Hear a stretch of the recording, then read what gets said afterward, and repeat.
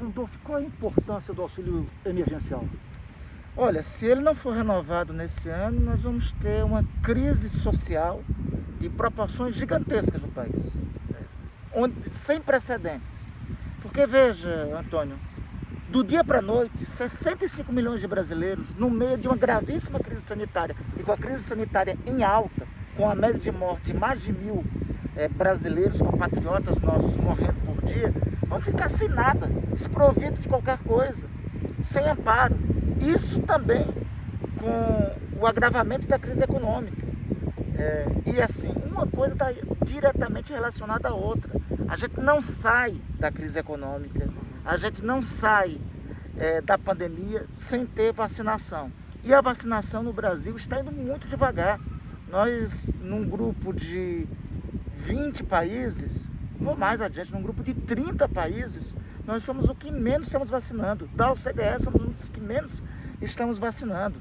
Então, sem vacinação, sem sair, e por decorrência, sem sair da crise econômica, esses mais necessitados ficam sem auxílio emergencial. Qual é o resultado dessa equação? Crise social desencadeando em crise na segurança pública. Vai ser um período muito difícil. É uma questão humanitária. Não é mais uma questão somente social, Antônio, ou econômica. É uma questão humanitária a manutenção do auxílio emergencial por 4, 5 ou 6 meses, pelo menos. E como é que você vê a atuação do presidente da República do ponto de vista do socorro ao despossuído? A esses milhões de brasileiros desempregados e muitos dos quais que correram atrás de emprego e não encontraram. Insensível, desumana. Ele trata 65 milhões de irmãos nossos, de compatriotas nossos, como se fosse o cálculo de uma equação, como se fosse uma circunstância menor. Ele não trata 65 milhões de irmãos, de brasileiros e brasileiras, como se fosse gente que tem que acordar para viver. Que ao acordar para viver precisa ter café, almoço e janta. E que isso está consagrado na Constituição. 65 milhões de brasileiros que todo dia, ao acordar, precisam sobreviver. Assim, de uma insensibilidade atroz. Por isso que eu tenho dito,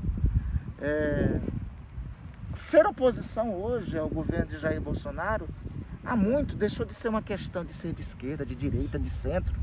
É uma questão humanitária hoje. Denunciar isso, denunciar a pobreza, enfrentar a pobreza, não é uma questão mais política. É uma questão humanitária.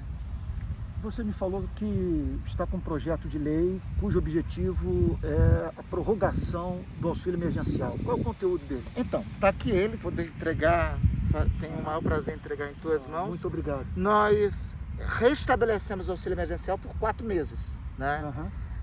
Ao valor de R$600.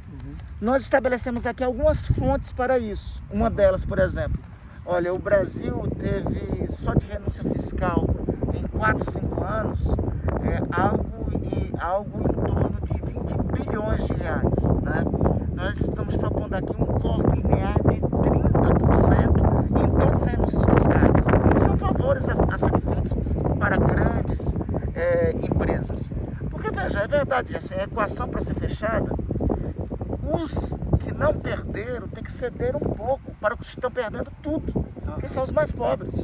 Pelos mais pobres, e sempre, veja, os mais pobres sempre são aqueles mais escondidos, aqueles que não se fala, né? Que não faz parte do cálculo, que dificilmente frequenta aqui essa esplanada dos ministérios, que não frequenta Faria Lima, que nunca soube assim andar, que nunca, muitos no Brasil mais profundo, nunca souberam onde é a Avenida Paulista, né?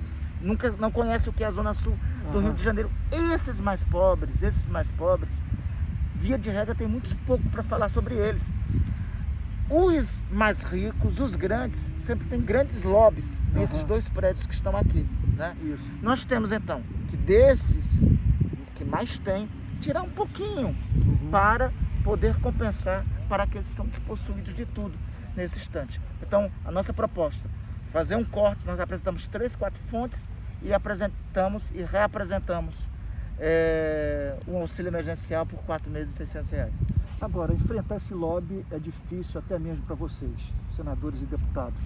Como que nós de movimento social, a sociedade civil, o que podemos fazer para apoiar os nossos parlamentares que estão do lado do povo nessa crise econômica, nessa gigantesca crise de desemprego?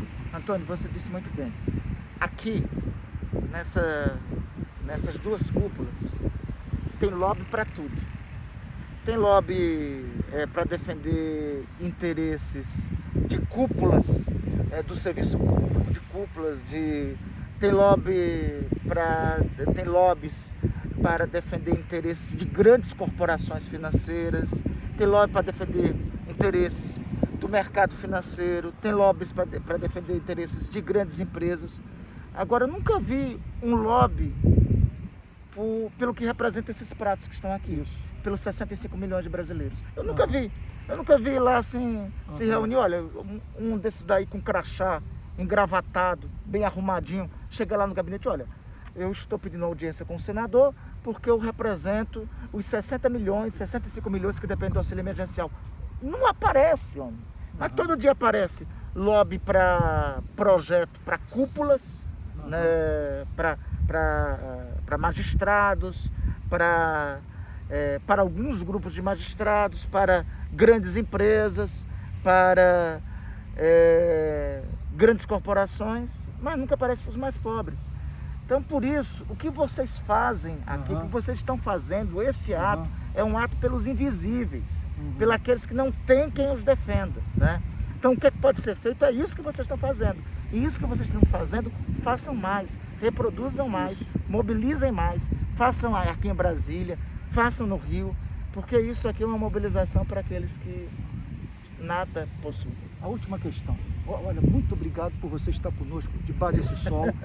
Foi iniciativa do seu mandato, do seu gabinete. Nós estamos muito honrados. Para mim é uma honra enorme. E pois é, e aqui a maior evidência que não se trata de um movimento apolítico.